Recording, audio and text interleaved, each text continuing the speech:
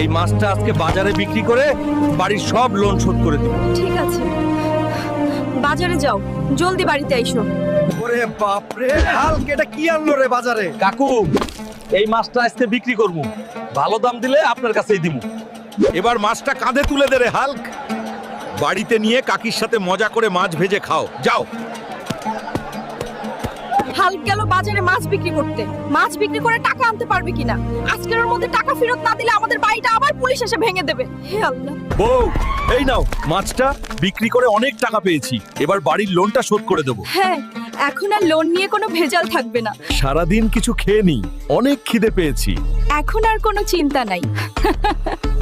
চলো, তোমাকে খেতে দেই। খাও, পেট ভরে খাও। শালা, পুলিশ যদি আবার বাড়িতে আসে টাকাগুলো ওর মুখের মধ্যে সুরে দিও।